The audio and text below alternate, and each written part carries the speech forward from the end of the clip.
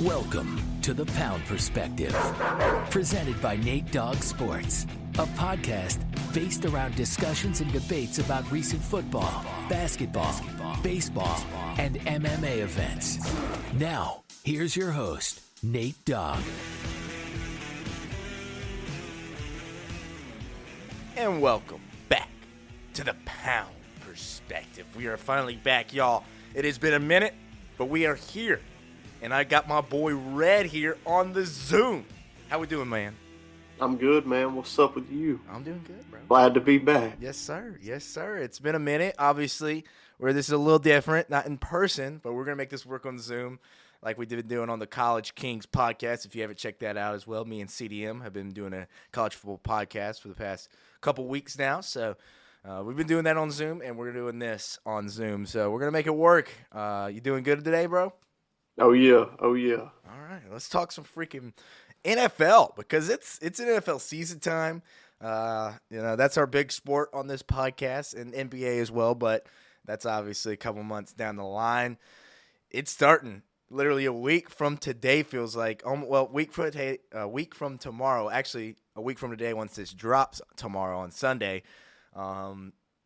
Football's here, man. Thursday night football, obviously, and then Sunday games. So obviously, we're going to get into those games in a minute. We got some news we want to cover and kind of talk about some big things that are happening around the league. A lot of players cut, a lot of players signed, players that were on that line, that 53-man roster line, and they made it. We got a Southern Miss grad on one of these teams we're going to talk about, and then obviously some big news around Jonathan Taylor that the guy didn't get traded. What the heck is that? We're going to talk about that, how that situation's probably going around. And we got your Cowboys making a move that really ruffled some feathers in the media world. And we're going to talk about how will that affect Dak's future. But we got some other things to talk about just besides that. Let's get right into it, though, Red, with this Jonathan Taylor news. It felt like that was possibly going to be the biggest news of the entire week until nothing happened.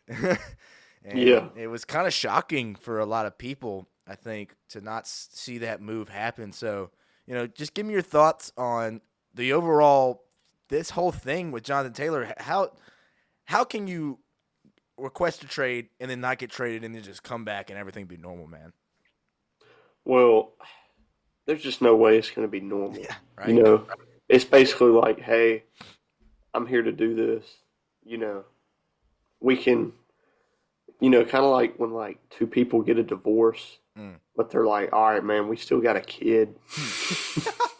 Like we got to make this That's work great. a little bit. I feel like it's kind of the same thing where it's like, all right, we're still, I don't think he wants to be bad. Mhm. Like he doesn't want to hurt his trade value, more, but also like the Colts want to be good. So they kind of just got to meet in the middle. But man, it's just ridiculous to me that the Colts were asking for as much as they like. Have they not seen like the market for the past like 5 years? Like that's one of the biggest things this offseason is like running backs aren't getting paid. Yep. There's not a lot of compensation for trading running backs. You think you're going to get Jalen Waddle?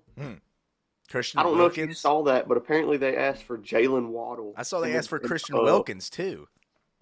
Like, what? They think this is Madden? Like, that's Yeah, not going to yeah. happen. Yeah, that's what they think. I want, if he wants to leave so bad, I want him to be happy, I guess. But, I just don't see, with them, unless they, lower the asking price, I just don't see how it's going to work out. Yeah, that's the thing is like that asking price was the thing for me. It's like, I don't know if anything really came out. I think it was a first-round pick at least. That's what they were That's about. too much. But I wouldn't even give up. I would give up maybe 1 second-round pick. Yeah. It's a running back. Like also, bro, I hate to cut you off, but like if you're trying to develop a rookie quarterback, is this the type of drama you want going on? Like he's just going to show up and then, hey, I'm getting all the reps. I have no chemistry with our starting quarterback. You know what I mean? Like. Yeah. It's one of those things, man. It's just I don't get it. I don't understand it.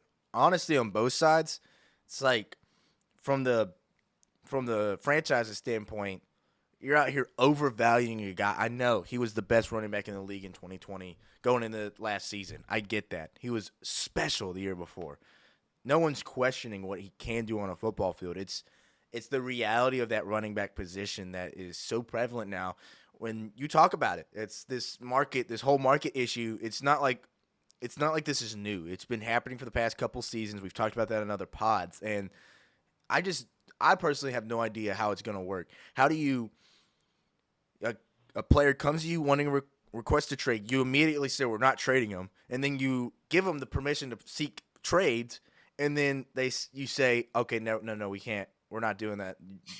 You're not valuing it. You're not valuing him to what we think his talent's at. And it's just like, I just have no idea how it's going to work anymore. It's how do you have a guy that wants to get out and then comes back into this building? Even if he does, I don't even know if he comes back and plays for this team. So I just don't understand it, man. Plus, it's like, I mean, the other teams know the Colts don't have the leverage here. You know what I mean? Like, if he doesn't play, they're the ones, like, you know how, if you had Jonathan Taylor, with how bad that division is, why couldn't that team, get 7 wins? 6 of them being in the division. There you go. Or 8 wins. Yeah. But without him, like, and you want Evan Noel out there, like, I mean, terrible. Shout out Evan Noel, but, like, come on, man. Yeah, I got to look at this Colts depth chart, man. I got to look at this real quick. What is this running back position? Yeah, Zach Moss is out. Evan Noel and Deion Jackson. Oh, jeez. If Zach Moss is playing, then it's different. That's a little different, I guess. But, I mean, come on, dude. But even Zach Moss, man, like, he's probably a little bit older, and then it's like, he was never good. No. He was always like, oh, yeah, he's average. He's a 2. He comes in at maybe when a player goes down and stuff and is okay, but yeah, he's but never he can been that guy. Keep the lead. Yeah, exactly. Yeah, I don't know, man. It's one of those things for me. I feel it on both sides, though, because for me, it's like you let this guy go so you could trade, and then you don't get him traded. So it feels like it's just he deserves to be in a spot where he's wanted. And there was teams that wanted him. I saw Miami putting out trade offers. The Packers were a mystery team, apparently. The Chiefs, the Bills. It's like he had suitors, and I know you don't want to trade him to the Chiefs. I get that. You don't want to help the best team, one of the best teams in the league, become even better. 2 of them, the Bills and Miami, and then I was really shocked by the Packers. That one threw me a little off. Apparently, they were the mystery team in the trade talks. I guess you would have gave up A.J. Dillon. He becomes the power back with Aaron Jones there. But, yeah, it's I don't get it. I don't understand it. I want to know what those trade offers were really looking like personally. What was the best offer? That's my only thing in this whole situation. I just want to know what that best offer was so I can kind of like gauge it and be like, okay, I get it. Like if they were only offered like a 4th and a 5th and maybe a player, then I was like, okay, all right, maybe you got a point, but it's like you said, I'm not giving a first for a running back anymore unless it's like a 22-year-old superstar, brink superstar, a player that has had no injury history. That's the only running back I'm trading for. I'm not trading for a guy that has not been able to stay healthy for the past season. And, when he was back, he wasn't that same player, Yeah, well, I mean, the Panthers didn't even get a first-round pick for Christian McCaffrey. And he's the best. Just be realistic. You know what I mean? Like, if you can get a 2nd and a 4th for Jonathan Taylor, do it. Yeah. If you can get A.J. Dillon and a 5th-round pick, or A.J. Dillon and a 3rd-round pick, why not do that? Like that sounds like a good deal to me. Yeah, I mean that's let's see. Saving money on cap. I was about to say, how old is A.J. Dillon age? Because Jonathan, look at this. Jonathan Taylor 24, A.J. Dillon 25. Come on. A.J. Dillon has not nearly as much wear and tear on his body. He's been the 2 in Green Bay for the past few seasons. Dog in college. Dog. Like, Oh, that's a weird one for me. All right, let's move on from Jonathan Taylor. Kind of feel bad for the guy. He deserves better, in my opinion.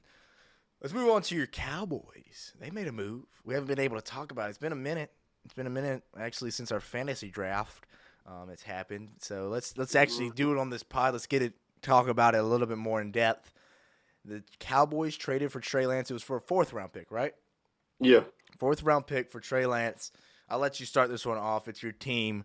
What's your thoughts on the move overall, and does this impact, Dak's future? So I like the move, man. And I'm not saying that you're saying this, but I don't see how anyone could think that this is like a competition with Dak. Yes. You know what I mean? I don't see that you're digging for something at that point just to write about. It was a 4th-round pick for a dude who got, 2 1st-round picks traded or given up so they could take him. So it's plus there's this new roster rule where you can have a 3rd quarterback on your roster and he doesn't have to be a part of your 53-man roster. Yes. He can suit up on game day. He just can only play as your as your emergency. So if the first 2 go down. But so they can have him in that role if they want to for just the whole year and him just learn. And then, God forbid, next year Dak go down for 4 or 5 games. You got a dude who you can do a lot of different stuff with. You know what I mean? I don't want to give Cooper Rush a decent backup call. I like Cooper Rush, but he's not somebody I want to give money to, if that makes sense. You know what I mean? Yep. All respect to the guy. If you could get him cheap, then yeah, it'd be awesome. But you know what I'm saying. But plus, man, you got what better scout team quarterback do you have for Jalen Hurts to mirror Jalen Hurts? I didn't even think. That. It's only a 4th-round pick. It's not. Plus, who's to say by week 16 going into the playoffs that Cooper Rush isn't your emergency quarterback? You have Trey Lance active, but he only comes in a couple times a game to run some wildcat. You know what I mean? Do a little bit of stuff like that. He can come in the red zone, if you want to just get his confidence up throughout the year a little bit. The dude's only 23, I think, 24 at the most. So why not? Yep. I'm right there with you, man. The more I've seen on Twitter is it's literally, which, I'm not an insider, obviously. I just follow people on Twitter. But from everything I've seen, the people who tweet about this stuff have said, the Cowboys just saw it as why not? Why not? Yeah. And by the way, the trade details on that move specifically: 3 1st-round picks and a 3rd-round pick for trade. Yeah, so bro, why not? Clearly, there's a good chance he doesn't work out. It's a 4th-round pick. You can get that. If you really want that, then maybe you do trade Dante Fowler. You know what I mean? It's not like that's impossible to get back. Yeah. It's so weird for me, man. I hate. It's so frustrating, the media attention this has gotten. It passed all week. And I like Get Up on ESPN. It's a good show. I like Greeny. But the weird narratives they put on that show are so odd, man. This whole idea that Dak is gone. Dak's out the door, bro. Look, man. Not even saying this as a homer. Dak gets disrespected too much. It's the Cowboys. He is not. What do you expect? He is not a top 8 quarterback, okay? But they talk about him like he's like Daniel Jones. And I don't mean Daniel Jones is bad, but they're talking about Dak like he's freaking quarterback 19. Yep. Dude, at worst, Dak is 12, 13. You know what I mean? At worst, in my opinion, he's right there at number 10, number 11 in that range. But he gets talked about which I get it. It's just the Cowboys. But it's ridiculous at this point, bro. It was a 4th-round pick. Yep. I'm right there with you, man. It's Dak is the guy in Dallas. until proven otherwise, in my opinion, like he's done literally nothing to lose that job in any capacity. We saw what Cooper Rush did, goes undefeated. That no one even there was stupid people. Well, he lost one game against the Eagles. That's right. So yeah, he did lose that one game, but it's like, and there were still stupid people out there saying that Cooper Rush has done enough to earn this job, and it's just like, no. What is Dak? What has Dak done to deserve this disrespect, man? It's like this guy comes in, wins Rookie of the Year when he shouldn't have. You know, comes in, brings this team to the playoffs for the first time in a long time, and has them in a game that they should have won against Green Bay. And it's just like, it's so frustrating to me. And it's like, I get it. It's like the Cowboys. It's an easy team to hate. No disrespect. And I get it. It's like there's a lot of fans in that team's culture that are hard to – it's hard. That's the reason it's hard. But all my Cowboy fans that are my friends, you know, they're respectful. They understand what this whole situation is like. They are like you, Austin. Yeah. It's like y'all understand – and y'all are realistic fans when it comes to not being a homer all the time, realistic expectations for your team. And it's like, I just don't understand this narrative being thrown around media right now. I do think, though, I don't want to say completely that this move is not at least a little bit of a pressure cooker. It's like, I think it's great for a quarterback like Dak, who has come in, takes the job from Tony Romo. He's never felt pressure behind him. You know, Tony Romo felt that pressure immediately when they drafted Dak Prescott, it felt like. So when you get a guy like Trey Lance, I think it's good for Dak. Not in a sense where he's like, oh, they're trying to replace me, but maybe he's more like, okay, they got a guy behind me. You know, they got this kid behind me that's 23 years old, is an athlete, and he played very good in college even though he played very little amount. It's like, I don't think he's thinking they're trying to replace me, but maybe he's like, all right, there's a little bit of competition behind me. It's not just Cooper Rush anymore. No offense to Cooper Rush. But it's like there's this young athlete that was drafted number 2 overall. It's like, all right, here we go. All right, maybe this brings the best out in Dak, in my opinion. And what you said, my favorite point, is this kid can be used more than just as a starting freaking quarterback. San Fran used him his first season. I love this role. I think he could be a perfect little wildcat quarterback, option quarterback, and then it's not like the kid can't throw. Throw him in there like a Taysom Hill let kind him of do thing. some RPOs. Yes, exactly. And it's just, I hate the picture that's been painted on this whole situation.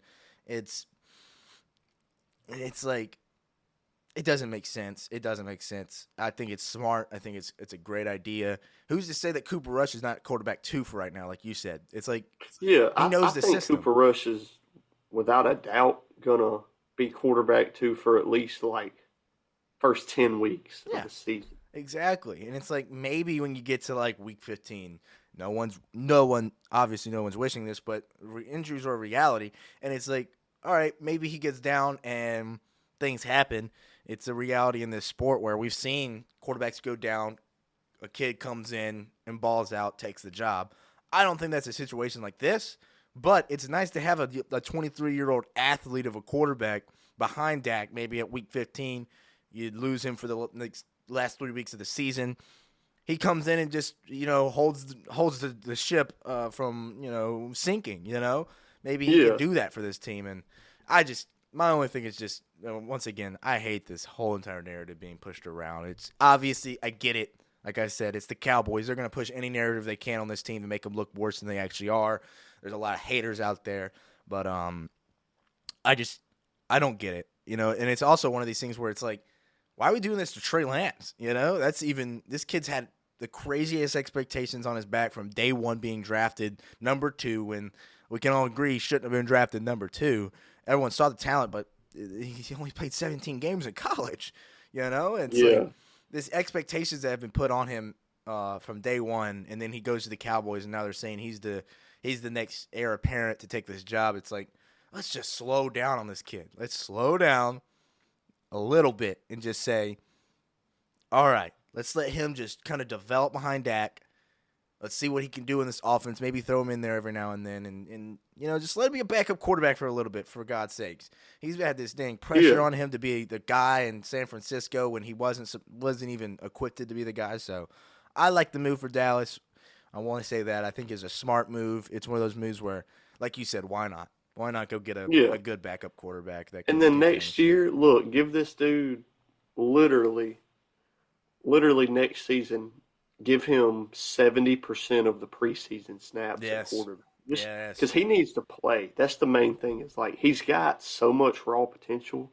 His main thing is he just hasn't played a lot over Yes. a long period of time. Like, I mean, you know, he played high school, started 1 year in college, took a year off, Mm-hmm. and then it's like played, I don't know, a couple games as a rookie, played 2 games as a sophomore in the NFL, gets hurt. So it's like he just, I'm not going to say it's been unfair because the 49ers have showed that they can win with Brock Purdy, but I mean, he needs reps more Yes. than anything. Yes. So it's like, I mean, you know, I'm not going to go back over everything, but it's just like, why not? Yep. 100% agree, man. 100% agree. Just why not? Just why not? Let him be him. Let's. Oh, we lost Ethan. No. Oh, I'm good. I'm good. Oh, Carson's calling me right now. Mid pod. I think he wanted to make a post. He doesn't know we're doing a podcast right now. Let's get this thing moving on, though. We could talk about Dallas and Trey Lance forever. Let's go to Von Miller. Let's make this. We'll make this one kind of quick. He's on the PUP list still. Physically unable to perform list. He will miss the first 4 games. Simple enough. Does this affect the Bills' start? I'll start this one off for us. I got the 4 teams that he will be missing out when he comes to play: Jets, Raiders, Commanders, and Dolphins. I mean, if you're losing Von Miller for 4 games, you are not terribly mad that those are 4 games. The one thing that's scary is that there's 2 divisional opponents, and those 2 divisional opponents are the 2 teams that have a legitimate chance to win the division besides the Bills themselves. So Yeah. that is a little frightening if I was a Bills fan. I mean, everyone knows what this guy brought to this team last year. I mean, the impact that he had. I mean, he was a game wrecker last year for this team. It was shades of MVP Von Miller, in my opinion, at times. And like I said, I think this can affect. We saw the kind of the decline in this defense once he got hurt last year. It's like this defense was like the year before they were statistically the best defense in the league. I think every person on the planet could agree that they were not the best defense. Statistically, cool. They got a lot of touchdowns, a lot of interceptions. They weren't the best team that year. And then last year, when he was playing, people were like, okay, this defense is legit. You got a legit pass rusher that's game wrecker, so you don't have to rely on these corners to make all the plays anymore. And, you know, they were looking legit on defense, and to a point where they were probably one of the better teams in the league when he was at his peak. So for me, without him on this team, I know you had all offseason to prepare without him on the team or performing without him. So I don't know if it is a major impact. I think you won't be able to tell the impact until he comes back, but I do think you have an the Bills might possibly lose 2 of those 4 games to start this season when it comes to the Jets and the Dolphins. They should not lose to the Raiders and Commanders. Commanders are no slouch, though. I don't want to disrespect them too much, but Jets game 1, that's a tough first game, and then the Dolphins in week 4. Dolphins might be clicking by then. So for me, I do think it has a potential to impact at least 2 games in those 4 games. Yeah, dude, I'm going to be honest. Is it not a bad thing to just have this much dependence on Von Miller? Like, you know what I'm saying? Like, I just don't think that's he's 36 years old with a very big injury history. Like, if that's your championship plan, He's 34, right? He's 34, so 34, but 34, you know, stand up edge rusher, but dude, he's got an injury history. Like, why is that your? You know what I mean? You can't just say well, we didn't have Von Miller. It's like, well, I mean, you should have known you weren't going to have him for half the season. Like, I don't know. I think it is going to impact them. For one, I don't understand them trading Boogie Basham now. Yeah. Yeah. I like Gregory Rousseau, but like he's not a number one at all. Leonard Floyd is okay, I guess. He can be like a third down rusher, but I don't know that it feels like they have too much dependence on Von Miller. Yeah. It kind of, yeah, I actually like that point because, like you said, he's 34 and he's still your best pass rusher. He's your best lineman to a point. Yeah. I mean, they've got some good interior linemen, but still, it's like he was their most impactful at least. It's like, I mean, you have Ed Oliver, but like yeah. he's what? He's good, but like he's like what the like eighth best defensive tackle. Yeah, it's like he's not like some superstar. I'm looking at it right now. You got Greg Rousseau, AJ Espinoza. I remember him getting drafted. So Yeah. he's another guy that needs to maybe Espinoza. He's a little older, I think. Yeah, he is. He's only 24. I remember him getting drafted. So I mean, he's a youngster. He needs to kind of take that step forward. It feels like Ed Oliver, and then Jordan Phillips. That's another good defensive tackle. Daquan Jones, another good one. Von Miller, obviously he's out, and then Leonard Floyd. So that's a guy that's got to take a step forward. Shaq Lawson. I mean, he's older, but he can still be an impact player. So you got players in the defensive line, but it's no doubt that Von Miller at his peak is the best on that defensive line. So I definitely think it will impact their start to the season.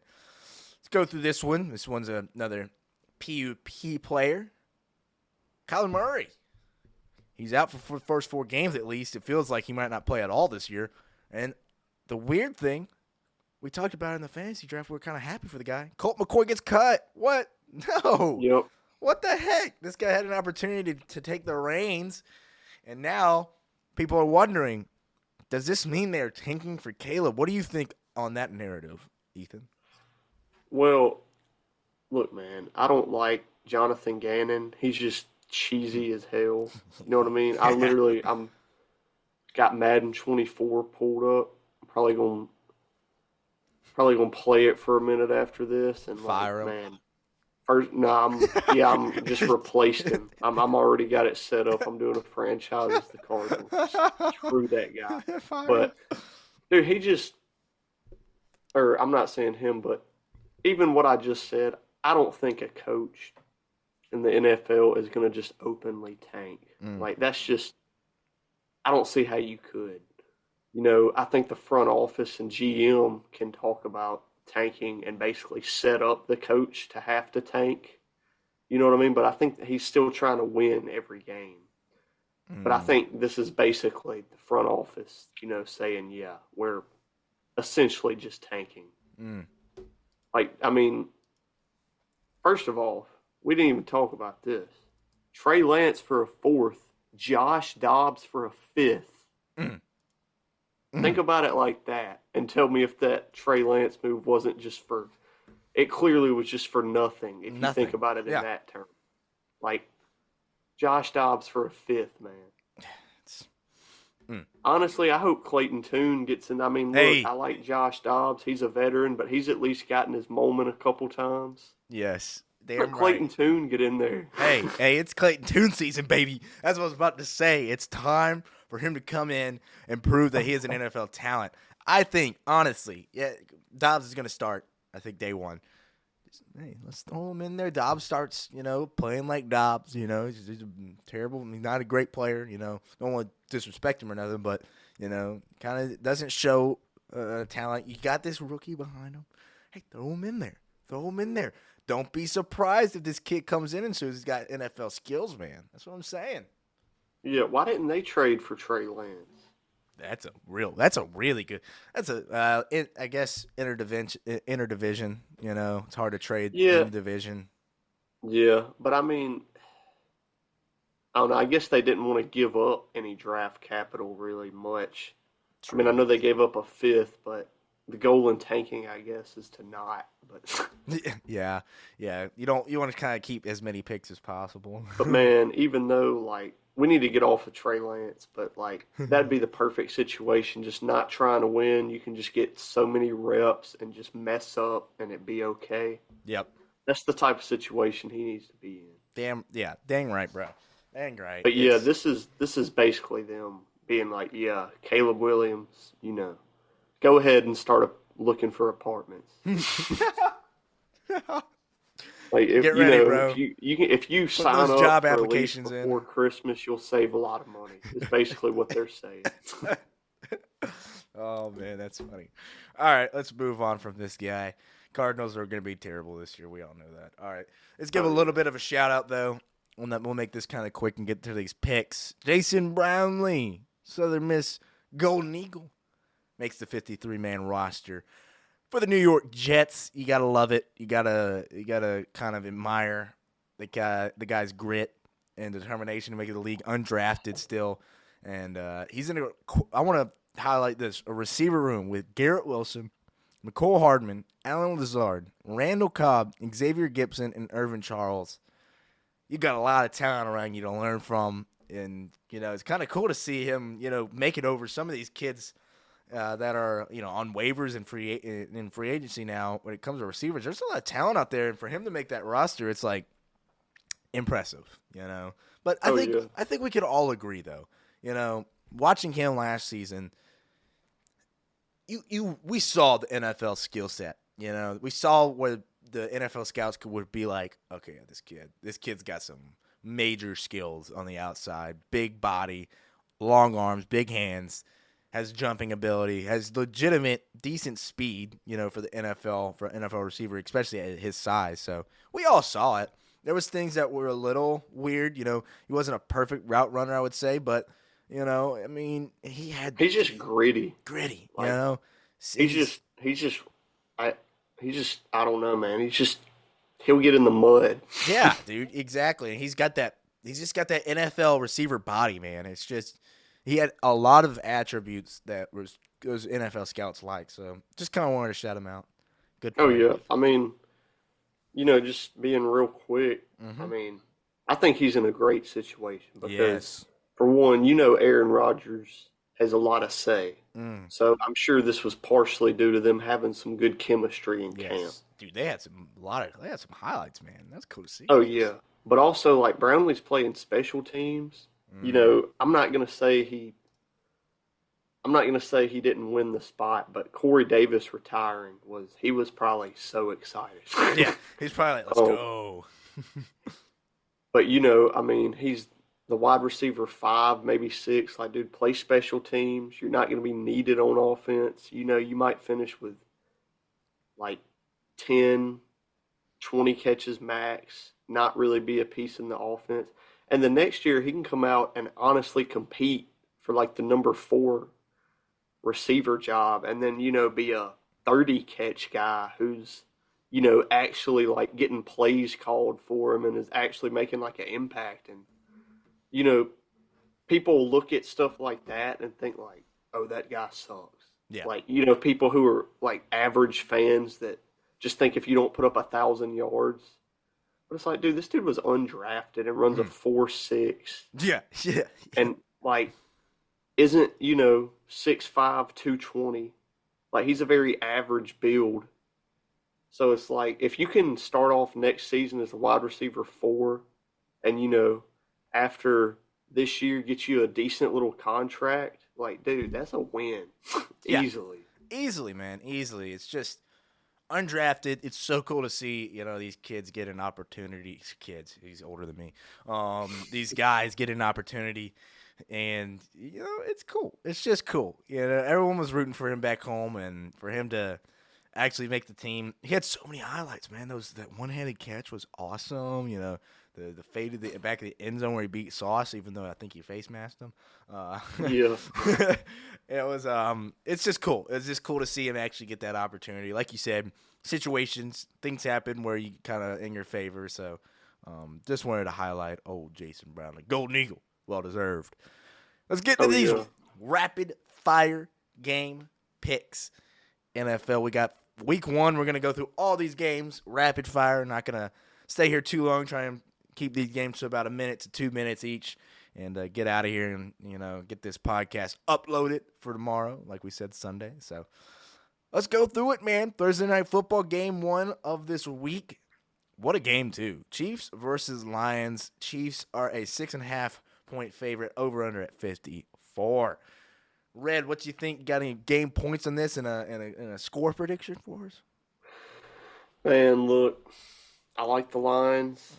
I think they're getting a little overhyped. That's another team. That's another team. At the end of the day, they didn't make the playoffs last year. I like them, but let's not act like they were – like they're not a freaking Super Bowl contender. Yeah. You know what I mean? Oh, man, trust Patrick Mahomes himself is a Super Bowl contender. So I got the Chiefs here. I don't think it'll be ugly or anything. I think, Detroit's offense is legit. Ben Johnson is probably going to – he honestly could have been a head coach this year. I think he would have been a lot better than Jonathan Gannon. I'm just being honest. But next season, he's probably for sure going to get a head coaching job. So Lions will score points, but I think the Chiefs will win. I think it's score. I'm going to go 27-21 Chiefs. Very similar scores for me. I think Chiefs. It feels weird because we're hearing a lot of this. Chiefs are it's going to be a down year for the Chiefs. Down year for the Chiefs. A down year for the Chiefs is a 2 seed. Well, didn't they say that last year? Exactly. It's every freaking year. They lost Tyreek. It's gonna be a down year. This year they don't have a guy. It's a down year. They don't have Chris Jones. It's a down year. All right, I'll believe it when I see it, y'all. I agree. I think the Chiefs, the camaraderie will show out game 1, and I think we're gonna see some young receivers make some big time plays early on, and kind of just shut up some people out there that are saying that this is this skill set unit, this skill player unit is not good. So, in my opinion, I think we're gonna see, a good Chiefs team ready to go. But I think Detroit has a lot of fight in them. I think we're gonna see a lot of grit and determination. That's what this team's built on. So I think they fight and they really try to win this game. But I think the Chiefs are just gonna be a little too much offensively. I got 27-24. Let's go to the next game. It's a 12 o'clock game on Sunday. We got the Falcons versus the Panthers. This is a fun game. These two teams are kind of going to be competing in this NFC South as long as with my New Orleans Saints. But these two teams, young quarterbacks, I'll start this one off for us. Young quarterbacks. You got a lot of skill when it comes to the Falcons. The Panthers feel like they're a little bit further off, even though, Adam Thielen's been balling preseason and then practice apparently. And Bryce Young finally getting that first touchdown and stuff. So a lot of things for the Panthers fans to be happy about, excited about, pumped up about. But for me, it's just when it comes to talent, I think we can all agree Atlanta's got more talent right now than the Panthers. I mean, Falcons' talent, I would be willing to say that they got top 15, definitely top 20. I would push it about top 15 talent in the league, on their roster. It's just about the youth of that talent and, quarterback play for me. So it's one of those things. It's just they got talent everywhere, but I think it's still going to be a process to build. But for this game specifically, I got Atlanta winning, kind of coming out guns a-blazing and getting that cover 21-17 Atlanta Falcons. And here we go, another similar score. Yep. I don't want to give away too much for the power rankings, but I may have Atlanta the highest ranked team in the NFC South. Maybe not on paper, but I think they might win it all, man. Look, if someone told you at the end of the year Atlanta was 3rd in all rushing yards, would you be surprised? I would honestly be shocked they're not number 2. Dude, look, Desmond Ridder, if you can be, Gardner Minshew, I mean, if not, Heineke is serviceable. You know what I mean? Like, Yep. bro, you could throw Mike White in there, and I think they could win 7 games with at least how good this running game should be. Like, but also Arthur Smith, it's getting a little too. You're running out of excuses at this point. You got Algier, Patterson, and the freaking 8th overall pick, Bijan. So you got to make this work. And then the Panthers, man. So I'm going to take the Falcons. I got them winning 21-13. Okay. I think the Panthers team, look, I like Thielen. I think it was a good pickup because, you know, if he's your number 2 or 3, like, you got a good veteran for a young quarterback, or a veteran receiver for a young quarterback. That's, like, always important in my opinion. Yes. But he's not a game changer. DJ Chark may not even play. I think the Panthers are going to put a lot on Bryce Young, like, coming out the gate. I don't think they probably, in my opinion, won't be good for a couple weeks, you know, till things maybe get clicking. So I think they're probably going to struggle put together points. So I got Atlanta winning 21-13. I think they probably come out in the second half with a lead and just kind of coast. Yeah, I think for both of these teams, I think offense early on is going to be a little, not that Atlanta's going to have a lack of talent. I think it's just going to be figuring out what kind of offense we're going to run. So is this stat line for Desmond Ridder good enough to win the game? 16 of 24, 170 yards, no touchdowns, no picks, 5 rushes for 21 yards. Bro, if he can do that, that might be all they need. I mean, especially when Bijan and Algier are getting 3 touchdowns together. They both got 15 rushes for 68 yards. Yeah. Like, you know, just something ridiculous. Yeah, exactly. By committee, I think I can agree on that. This run game is going to be lethal, man. They got so much talent in the run game. So, and a great coach when it comes to creating offenses that are based around the run game. So, I think we agree. Atlanta's got a lot of talent, and as a Saints fan, it's hard for me to say that, but I am a realist. I understand what kind of skill set they have over there in the ATL. Let's move on, though. The Buccaneers versus the Vikings, another NFC South opponent, but they will be facing the Vikings out there in the NFC North. I just want to say this real quick before I make my prediction on this one. Minnesota has gotten way too much disrespect, in my opinion, this offseason. I don't know how you feel about them. For me, I don't know where all these ESPN, you know, talk heads out here talking about how the Packers, the Bears, you know, the Lions are going to win this division, and the Vikings literally on Get Up one morning, no one out of 4 people had the Minnesota Vikings winning the division. Two of them had one of them had the Lions, one of them had the Packers, and one of them had the freaking Bears. And I was just like, whoa. Where did this disrespect come from? And I mean, as a Saints fan as well, I should never be, you know, out here defending the Vikings as much misery as they've given me. But out here, it's ridiculous. It's ridiculous, man, that, you know, this team started off so good last year, wins the division, and all of a sudden they're just bad. They got the best receiver in the league. They're just bad. They're not going to – I'm not saying they're going to be a lock to win this division. Jordan Addison. It's like, dude, what is this? I don't know. I don't want to harp on it too much, but it's like this division is not like they're like stacked. It's like all these other teams are just like obviously better. I'm not saying they're a lock to win the division, but whoa. But for me in this game, I think we're going to see the Vikings' talent and once again that camaraderie working in their favor. Tampa Bay is just not high on them at all. You know, I think Tampa Bay is going to be struggling once one of those teams are going to be struggling early on.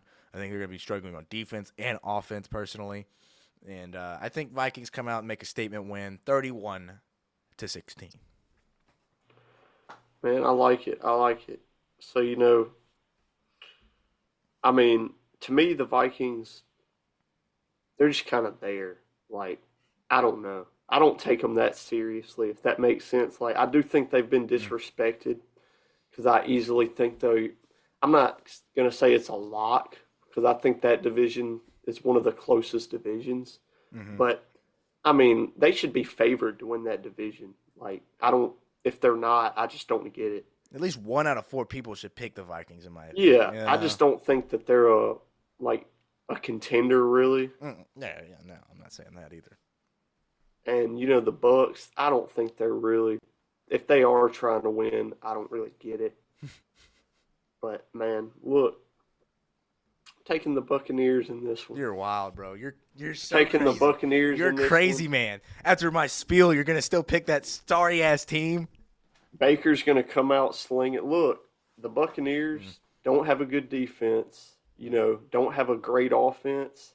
They're gonna be down by a lot, bro. You can't tell me that Baker might not have not a 30 for 30 like Jameis, but he might have a Jameis stat line where he's just slinging it 4,000 yards, 50 games, 25 touchdowns, and 18 picks. Yeah, something crazy.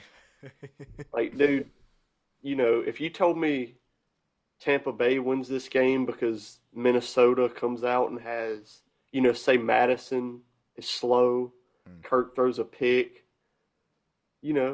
I got Tampa winning 28-27. Wow. I think it'll be close, but look, I think Baker's going to come out slinging for like a week or 2, maybe 3. There's going to be some buzz like, oh, they're thinking about re-signing Baker to a long-term deal now.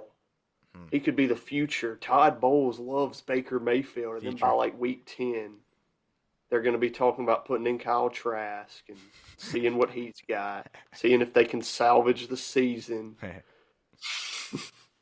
Man, I got to disrespect you on that one. I don't know where you're coming from that one. You did say you had some picks against the norm, so I hear you. Look, man, I hear they you. still got some options. I think their options on offense are underrated. I'll say it. Oh no, 100%. Still got Chris Godwin.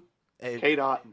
Got to have a good season. He's a dog. Mike Evans, Chris Godwin. We know how good those players are. They did lose Russell Gage, but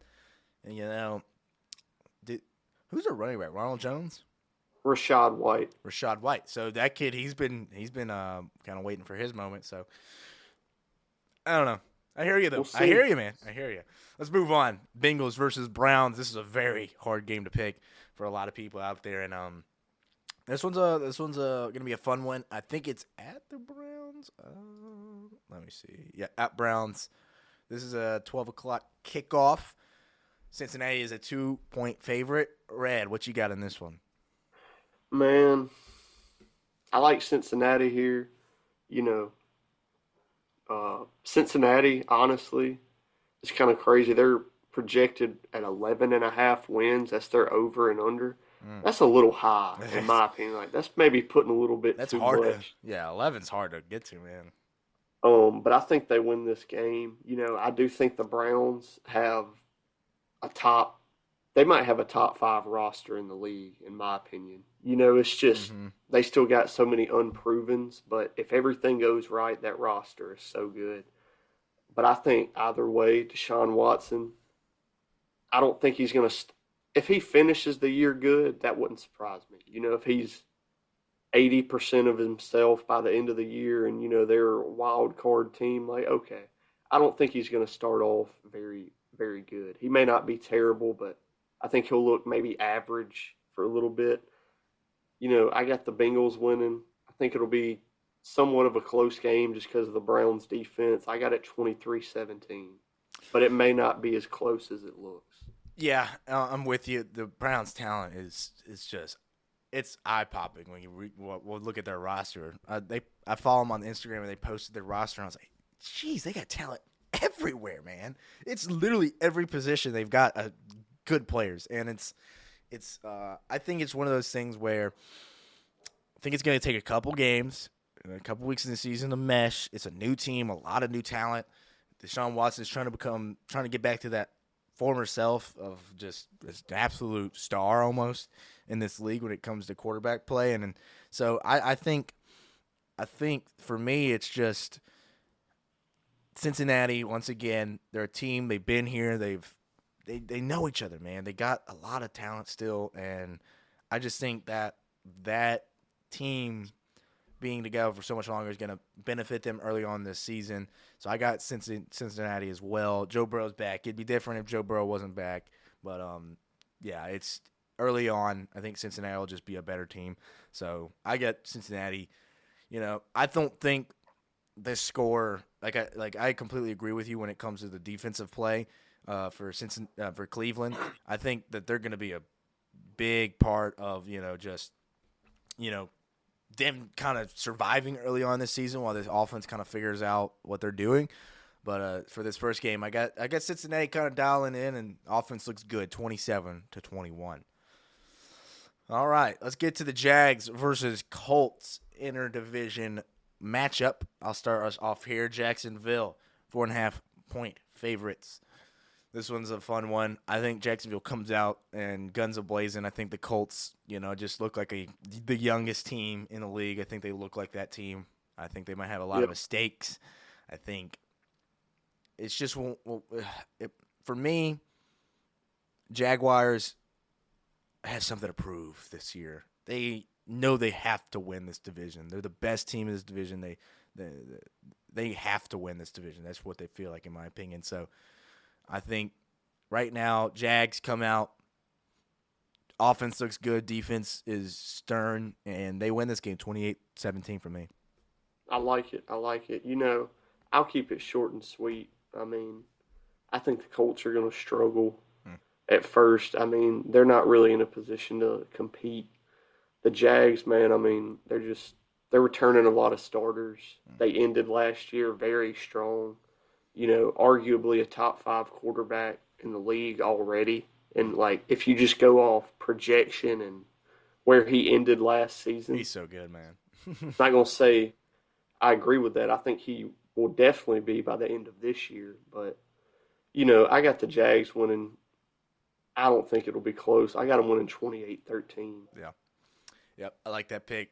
Completely agree with that. 49ers versus Steelers. This is a 2.5-point favorites are the 49ers. Obviously, Brock Purdy coming back from that injury. Seems like he will be playing week 1. So that definitely changes some things in people's eyes. So start us off, Red. What you got in this game? Man, look, I like the Steelers. I like the hype they're getting. You still got Matt Canada as your offensive coordinator, man. Yeah. You still got Najee Harris, who, look, I'll say it, I don't think Najee's that good. I think I just saw a report, actually. You keep talking. I wanted to pull that up. Oh, I got you. In my opinion, Najee's a bottom half running back in the league. Jalen Warren, I think, is very, very solid. I like the hype they're getting. Kenny is going to take a step up this year. But, man, I think the 49ers are going to win this game. You got Brock Purdy, who has looked solid. He doesn't have to, be amazing. You got McCaffrey, you got Eli Mitchell, George Kittle. They probably have the best roster overall in the league. So, I got the 49ers winning. I do think it'll be closer than it should be. I got them winning. I'll go 27-20. I hear you. All right. Eventually. All right, yeah, that's it. This is the report. Looks like Jalen Warren might be running back number 1 week 1. Good. But see, that's another thing is, I feel like it needs to be kind of a Pollard-Zeke situation. I don't know how Jalen Warren's going to do getting, 18 touches a game. That's different. Instead of 8. Yeah.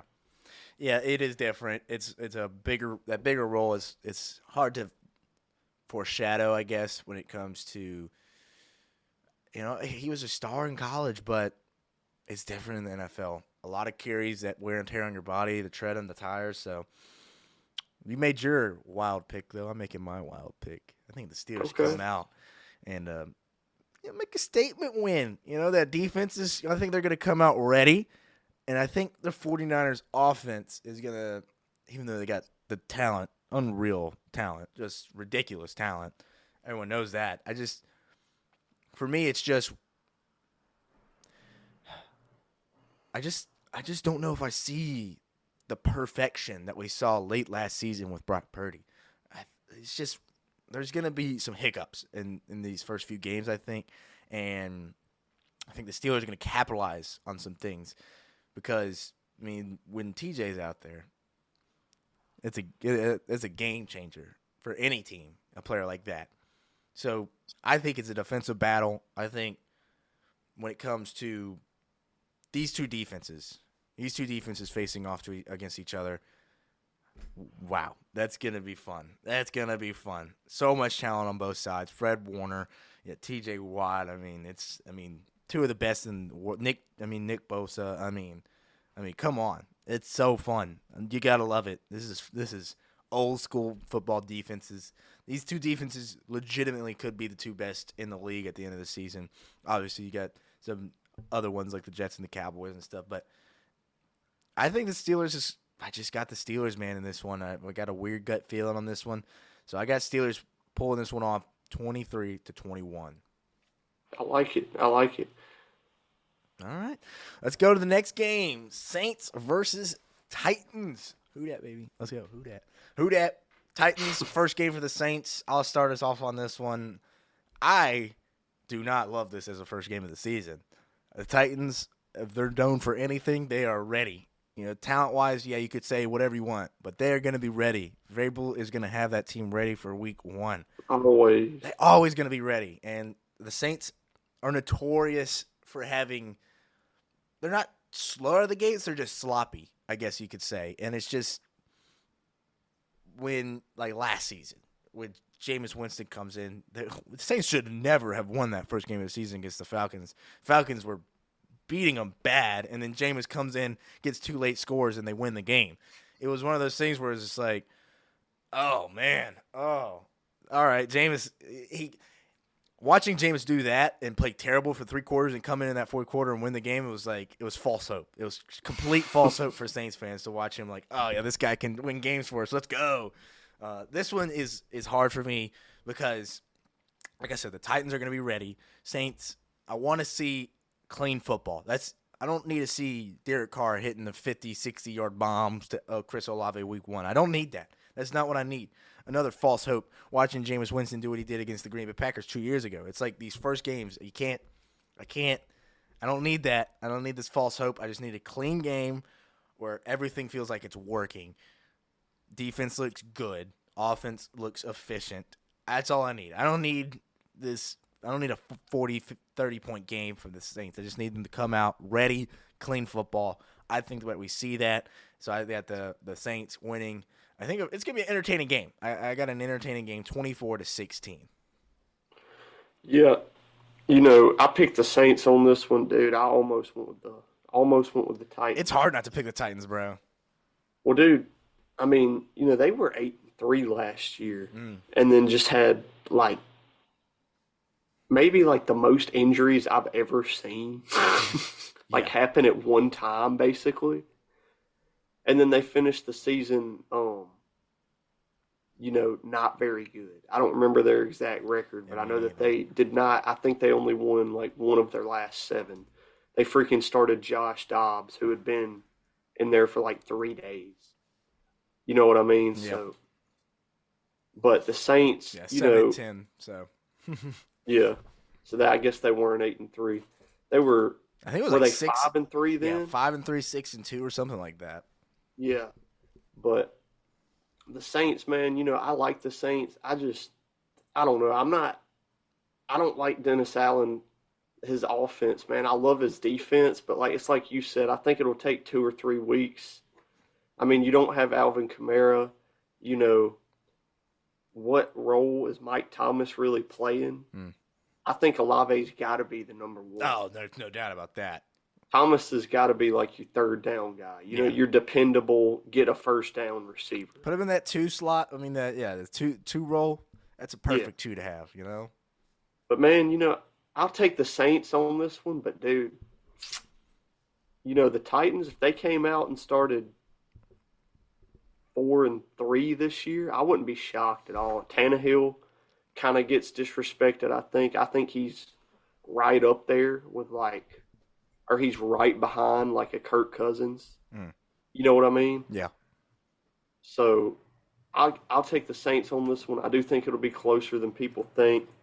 I'm going to go 23-20. Yeah. Yeah, I almost picked the Titans to cover. It was a 3.5-point favorites of the Saints. So You picked the Titans to cover on that. I was right there with you almost, but I think I got the defense kind of holding stronger just because I just don't know how good that Titan offense is going to look. It's one of that's one of those. Tajay Spears. Hey, let's go. That's a nice little running back duo though. Tajay and Derek. That's nasty, man. Let's go to the Cardinals versus Commanders. I don't think we need to stick on this one too long. Commanders are 7-point faders. Commanders. 21-10. Yeah. Let's move on. Texans versus all right, this is another one. Texans versus Ravens. Baltimore is a 10-point favorite. I'll just come out and say I think the Baltimore Ravens are going to look impressive week 1, 34-17. Yeah, dude. We can keep this one short. And I guess real quick on the Cardinals, I am interested to see Sam Howell, but we went over it. The Cardinals aren't really trying to win. Mm-mm. But for the Texans and Ravens, man, -10 is a lot. I think they'll win this game, but the Texans are a team I could see them winning 7 games this year. Mm-hmm. You know what I mean? I could see them finding something late in the year, but yeah, dude, I think the Ravens, this could be a Lamar MVP season. I got the Ravens winning. I'll go 31-17. Yeah, I'm close to you right there. Yeah. Yep, 100%. I think that defense for Baltimore is going to look just as good as that offense too. So another big game, Eagles versus Patriots. 4.5-point favorite is the Eagles. I'll come out and say Eagles look good. Their defense looks good. Offense looks even better, I think. So, like I said, I don't want to stick too long on some of these games that are probably more obvious, even though, no disrespect, New England can definitely compete in this game. I think they will compete early on. So, but don't sleep on that New Orleans defense. New England defense. Yeah, no. I mean, any Bill Belichick defense is hard to disrespect. So, I just think Philly's gonna be ready. They got a chip on their shoulder after losing last year in the Super Bowl. I don't think they're gonna have any kind of Super Bowl what is it? Super Bowl hangover. So 31-21 for the Eagles, in my opinion. I got you. Look, I'm taking the Eagles, but I do think the Eagles will be worse than last year, I do think the Patriots. It's harder to be as good better. as they were last year. Yeah. I think the Patriots will be better, but I still think, just from a roster standpoint, the Eagles have, top 5 roster in the league. They lost a lot. They also added a lot. Yeah. So I'll take the Eagles on this one. I do think it's somewhat close. I don't think the Eagles' offense is going to be nearly as good as it was, at least right off the gate. So I'll go Eagles 24, Patriots 14. Okay. All right. 24-14. I like it. Same difference in points. So let's go to the Raiders Broncos. This was honestly a weird game for me to pick because Broncos 4-point favorites. That's another team. Even though it's kind of more warranted, but I think they're getting a little too much disrespect. The Russell Wilson disrespect is kind of crazy to me too. With him. That people talk about he's going to lose his job before he's even played week 1. And it's just like Jarrett Stidham. Jarrett Stidham. It's like, oh my gosh, y'all. These aggressive narratives are crazy in sports. I know he's not Russell Wilson of old, but I think Sean Payton can bring out the best in Russell Wilson. If there's any coach in the league that can bring out something in Russell Wilson, I think Sean Payton is one of those guys. So I think, for me, Denver looks good defensively more than anything. I think the defense kind of surprises some people saying, all right, let's slow this whole Denver's terrible again narrative. Sean Payton is going to have that offense ready. I don't know if they're going to be great early on. I don't know if they're going to know their identity, but they're going to be ready. And Sean Payton always has his offenses ready. I just don't know if they're going to know their identity early, so they might struggle with some situational football, maybe red zone and stuff. So I got Denver in this one, 23-17. Man, I'm right there with you. I like the Broncos in this game. Sean Payton. I don't think this is going to be a big shot offense at all. I think they're just going to be super efficient. Mm. You know, Jerry Jeudy, I'm pretty sure he's going to miss this game. Yeah, I think so. You know, you missed Tim Patrick, but so I think the Broncos might look a little not. I don't think they're going to have a lot of turnovers. I just don't think they may, you know, put up a lot of points. Yeah. But the Raiders, I think, are just going to be flat out bad this year. So I think this is going to be an ugly game. I'm going to be honest with you. Lowest scoring game of the week. I do have the Broncos winning. The Raiders have no offensive line. Josh Jacobs, in my opinion, is overrated. I think he's good, but and for him to hold out until slightly literally older week, running back. yeah, and he's held out until this week. It's like he can't know the system. One really good season and one above average season, and the rest have been like, okay, it's you know, I'm not saying he's not good, but I just think this will be an ugly game, especially if Jimmy G gets hurt. I got the Broncos winning 17-12. Oh, nice, interesting. Ugly game, man. I actually can see that. Sean Payton is notorious for having those nasty, ugly games that he pulls off. So I could definitely see that happening, especially with that defense in Denver. Let's go to Dolphins versus Chargers. Chargers are a 3-point favorite. I'm going to go against the narrative on this one. I'm very high on Miami this year. I like that team a lot. There's another team with just ridiculous talent. And it's also a little unproven talent, kind of similar to that. They're better. Obviously, they look better than in Atlanta, but it's the similar situation where they cut all the talent in the world, man. Like, so much talent. So, for me, I'm going to go Dolphins in this one. I think the Chargers will be better. I don't think they're going to have as many stupid scenarios, weird coaching scenarios as they did last year. I think Staley might pull back on those weird decisions. I hope he does, because if he doesn't, he's going to lose that damn job. So I think we're going to see the Dolphins at a good level, not a full capacity level. I think Tua's going to look better. I think we got Tua's going to show up. Tua's going to show up. I think the running backs are going to show up. Receivers are there. We know what they can do. Passing game's going to look good. I think the run game's going to be even better than people expect. I think the pass game's going to be better than the run game. I think the running game's going to be better than people expect. So, offensively, Miami looks good. Defense holds up. Chargers offense is going to look better. I'm interested with the Chargers defense. There's another talent squad with a lot of talent, so I'm going to watch that. It's hard for me to pick against the Chargers here because Chargers they're good, man. They're good, and it feels like this might be their season to kind of put it all together. But Miami in week 1 for me, 27-23. I like it. You know, I'm going to go with the Chargers on this one.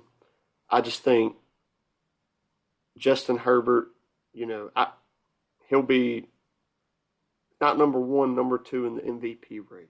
I just want to say that. He's going to be up there, man. He's so good. Dude, you bring in Kellen Moore, who knows how to, you know, scheme up deep shots at least. And, I mean, you know, I love Mike McDaniel. I do really like the Dolphins. I like them as a team more than I like the Chargers.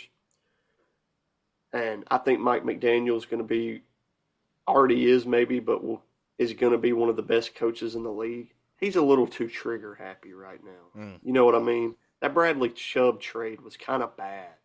Give up a first-round pick for Bradley Chubb. You better better hope he's a second, I think. Like, that's just a little much. You better hope he is a defensive player of the year possibility talent. Yeah. And then Jalen Ramsey's hurt. You know, I do like David Long, I think is awesome. You know, you got Vic Fangio. Christian Wilkins is still a freaking dog. He just got paid. Vic is that's a chess piece for that defense, I feel like. Yeah, Javon Holland is amazing. Like, they have pieces, but dude, the Chargers have they've just been underperforming for so long, whereas the Dolphins feel like they've been overperforming for about a year. I like that. And it just kind of feels like if the Dolphins win, it'll be because the Chargers lost. You know what I mean? And I just trust Kellen Moore to Justin Herbert's got it in him, man. You got to use them the right way. So I think they'll come out firing. I think it'll be a high-scoring game. I think it ends 31-27 Chargers. All right, 31-20. I like Tua, dude, but Tua one hit away. I hate to say that, but like he's thick. He's getting thick, boy. But like, man, there's only so many neck and head exercises you can do. 100% agree. It's hard. You hate to see a player's career get destroyed by injury, but it's not like this is a new thing for Tua. We saw it in his last season in Alabama with his hip, and that really messed up his mobility. So it's not like this guy's just randomly injury prone. It's kind of been a thing in his career. So it's obviously something you got to watch. Rams, Seahawks. We'll talk about this one. You're kind of higher on the Rams than I am. I do not like the Rams at all. Cooper Kupp, it looks like he tweaked something, so he might not be playing week 1 for your fantasy league, by the way. So I got the Seahawks. I think the Seahawks are one of those teams, too, though. It's like they overperformed last year. I don't know if they're going to be as good as they were last year. I do like Geno. I don't want to disrespect Geno at all. I think he's still, he's still a top 15 quarterback this year. He'll still do enough to win games. I just don't know if he's not a superstar by any means, and it's hard to win. No, I don't think you can, as a Seahawks fan, I don't think you should hope for any improvement. Yeah, it's hard to say. You know what I mean? Improve. It's one of those. They got to build this thing. They good draft. They had a really good draft, pretty decent offseason. So it's hard to say that they're going to get any better than last year. Last year they were better than anyone expected them to be, and they're still in a tough division. I do think they're better than the Rams, though. I think the Rams defense is going to be the biggest surprise of this game, though. I think the Rams defense shows up. Aaron Donald shows up. For me, it's the Rams offense. That Rams offense is going to be struggling early on. I just don't know if they have an identity yet. Watching, and it's preseason. I don't want to put too much into preseason, but there was zero identity to that Sean McVay offense, and that's like, what? Sean McVay? No identity? That's weird. Yeah. That's weird. So early on, the Rams offense is going to struggle for me. Their defense is going to hold them in games because they got some talent on that defense. So I'm going to go Seahawks here, 21-17. I like it.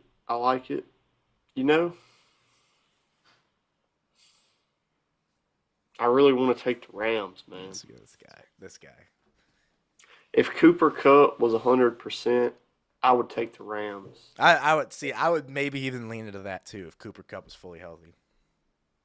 Man, the Rams also, I know it doesn't matter that much, but it does make a difference at least. The Rams have been adding a lot of solid pieces from practice squads. Yes. They've added 10 guys in the past 2 days. See? Hey. So, little stuff like that does matter, but, man, if Kupp was playing, I would go Rams because I think with Sean McVay and if everyone's healthy and Cam Akers can just be an average NFL running back, I think that offense can be efficient, man, honestly. But for week 1, Geno, he doesn't have to be even as good as he was last year. He was so good last year, so. If he's the 14th quarterback in the league, awesome. Yeah. So I'll take them week 1. I do think it's close, like you were saying. I think it probably a 20-14 type game. Yeah. But, man, if the Rams finish ahead of the Seahawks, I'm not going to be shocked at all at the end of the year. Not high on the Rams, man. I'm not. I don't blame you. Yeah. I think they don't deserve any disrespect, and I'm giving them more disrespect than anyone. It feels like they're not going to be as bad as last year, 100%. Yeah. I know that. So that's just a weird division. Obviously, they're going to be better than the Cardinals. Are they going to be better than the Seahawks? Can they make the playoffs? NFC's not that, it's not that. It's very top-heavy, so it's a very big possibility. Packers-Bears in an interdivisional matchup. Here we go. Packers, Chicago is the 2-point favorites. Wild. I'll start us here. I'm going Packers. I think Packers, I like Jordan Love. I think they have more talent day one. I think Chicago will be better this year. When I say that, they'll be better. It's hard for them to be the worst team again. Justin Fields is going to make some strides in the quarterback position, not just as an elite runner, second best runner in the league at the quarterback position. I think he will be better at passing than he's ever been. I think the system will be better. Offensively, they will be better, but it's just that Packers defense it's pretty legit. So I'm going with Packers week 1. They'll be ready. Jordan Love's been waiting for his moment. He sat behind Aaron for too long. It's time for him to take the reins. I got Packers 24-23. Very good game.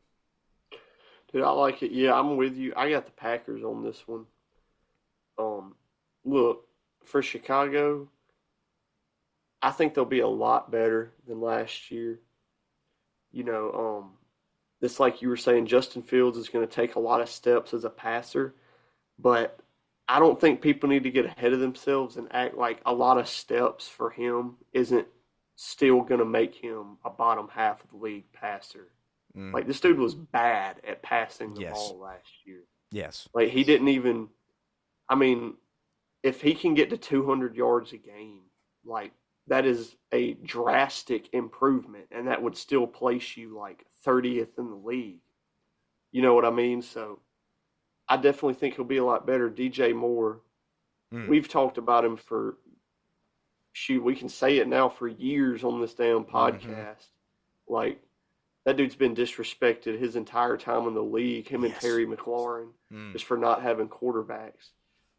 So, but, dude, the Packers, they got a better coach, in my opinion. On paper, their defense looks good every year just because they spend a lot of money, but their defense honestly never really comes together. So if they can just be a, 21st defense in the league, and, Justin Fields, he might come out 12 of 20 with a pick. You know what I mean? Like, I'm not expecting him to be amazing as a passer week 1. I think Jordan Love can, he kind of reminds me of Deshaun Watson just in the pocket. Yeah. You know what I mean? Like, kind of like Deshaun Watson on the Browns, but like a little bit better. Yeah. So, yeah, I got the Packers winning. I think the run game for the Packers will be better than people think. Yes. So, I think it'll be close, but I think it'll be a game where the Packers get a lead, and more so than them getting the lead last minute in the fourth quarter. It's like they keep the lead through the fourth quarter. I'll go 24-20. I like it. Let's get to Sunday night. I'll go 24-17. 24-17. All right, there we go. Packers, both of us on that one. Sunday Night Football, your Cowboys versus the Giants. Dallas is a 3.5-point favorite. What you got in this one, Red? Man, look, I'm going Cowboys. I'll keep it short. Running game, I don't think is going to be – it may take a step off, if I'm being honest, just because, say what you want about Zeke, he did do some very good – he did some gritty stuff. He got you those tough yards. He still had 12 touchdowns last year. Is probably the best pass blocking running back in the league. Like, he still was of service. The Giants, I think, have gotten a little bit better. They didn't really make as many moves as I figured. I figured they'd go out and get a big-time receiver. They kind of get an aging tight end who is solid. Like, I think I don't know if he's top 5 anymore, but he could be. But, overall, I just think that Dallas defense and then the offense will be, at worst, good enough to keep a lead. So I got Dallas winning this one 28-17. I do think the Giants will be – I think it'll be closer than it looks. Yeah. Giants, for me, are very similar to Seahawks. It's just hard for me to believe they're going to be as good as they were last year. And they're just not built to win from behind. Yes. You know what I mean? Exactly. 100%. Like, if they get down, that's not a high-scoring offense. Yeah. It's hard. It's hard. The Giants are good. I don't want to say anything bad about them, but Dallas they're out to prove something this year. I feel like they're a team where they know they can win that division. The Giants are it's hard. The Giants are good, but they're not at the same level as the Dallas Cowboys are right now. And we lost them again. No, it's all good. And for me, the Dallas Cowboys, they just got more talent, man. And I think the Giants are very similar to a Seahawks of last year, where I just don't see them performing to that level again. So, with that all being said, I'm going Dallas 28-24. I like it. Let's get this thing wrapped up with our Monday Night Football picks. This is a big one, another interdivisional matchup. Bills versus Jets. Bills are a 2.5-point favorite. I'll give us a starter here. It's A-Rod season, baby. A-Rod season. Oh, yeah. A-Rod gets the win week 1 against the Bills. I think the Von Miller news is very important in this game. If he was playing against that Jets offensive line, I would pick Bills by 10. But he's not playing. So I think Jets offensively will click early. I think they're going to click early. Good running backs. I don't even know if we're going to get a heavy dose of Dalvin Cook week 1. We're going to see Breece Hall kind of take those reins early on. So Jets offensively look great. Defensively, I love their defense. I think they're going to be one of the it's loaded defense. So for me, I'm going Jets, man. I think it's just offensively they'll be clicking, efficient. Aaron's always efficient. Defense loaded. It's hard to pick against that Bills offense, but I'm going 27-23. They kind of slow down that Bills offense. Jets win 27-23. I like it. Yeah, dude, I'm going to be honest. I'd probably pick the Jets even if the Bills did have Von Miller. I'm not huge on the Bills' pass rush, but even then, like, they don't have Von Miller, who's their number 1. Yeah. The Jets, dude, I mean, Garrett Wilson might win Offensive Player of the Year. He's so good, man. He's so Like, it wouldn't shock me at all. And, the Jets' offensive line isn't great. I think Aaron is smart enough. There's been points where the offensive line was not good in Green Bay. And he would adapt and just get the ball out faster. And I think, you can say what you want about him, but, like, because him as a person, I can kind of see, like, people not being big on him. Yeah. But, I mean, when it comes to him as a quarterback, like, he had some demands of some players he wanted. Well, if you got to get the ball out faster, that's when you need them guys that you've played with. That's when you need Randall Cobb, even though Alan Lazard, I don't know about that guy, man. But either way, like they got played Cole together Hardman for a though. long time. Yeah, exactly. Yeah. Being together is big time. And then you got Randall Cobb. He apparently has always really liked Dalvin Cook. So, like we were saying about Garrett Wilson, he's just so good. I think any quarterback can mesh with him. So, I mean, dude, I think Aaron Rodgers is good enough to adapt.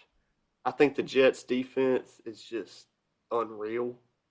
Top 3 in the league, in my opinion. Yep. So, I got the Jets winning this one.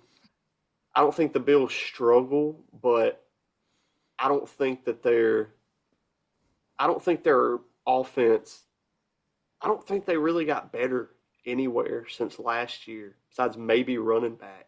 They still didn't get an elite running back. They desperately Exactly. need it. They just got a little bit better. So I think the Jets win this one. I'll go 27-17 Jets. All right. We've made our picks. That's it for us on this pod. We'll get out of here. You always stayed longer than we wanted to, and made a little bit longer on these rapid-fire picks. We'll obviously get faster as the season goes on. We had a lot to talk about today, bro. Season starts. But look out for next week. We're going to be dropping before the Thursday night game, next pod, and that will be a fun one as we give our NFL power rankings going into the season, as well as some divisional and playoff predictions. So stay on the lookout for that. We'll be posting it on our social media as well, talking about it all in the podcast next week. Follow us on Nate Dogg Sports and Nate Dogg Productions, Instagram, Facebook, Twitter, YouTube, whatever. It's on all of them. So go out there, follow, and stay up to date.